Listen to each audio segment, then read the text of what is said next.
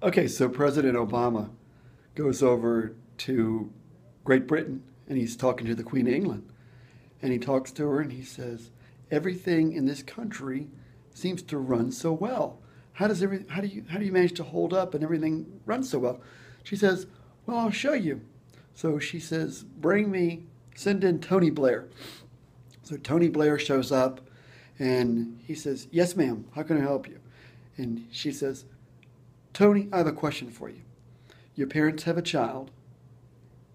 It's not your brother, it's not your sister. Who is it?" So Tony thinks for a second. He says, "That's easy. It's me." So she says, "Okay, great, you're dismissed." So President Obama is like, "Oh my gosh, that's amazing." So he gets back to America and he says to his assistant, "Send in Joe Biden." So Joe comes in and he says, "Joe, I got a question for you."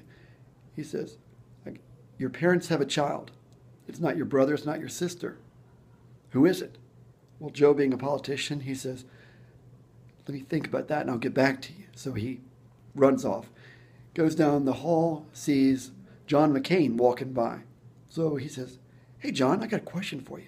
Hey, your parents have a child. It's not your brother, it's not your sister. Who is it?" So John McCain says, "That's easy. It's me." He says, "Thanks. I'll talk to you later." So he runs off, runs back to the president, and so he says, "President, I got the answer for you." And he says, "Okay, so what's the answer?"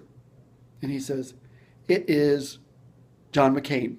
He says, "No, you idiot. The answer is Tony Blair." So there's your political humor for the day.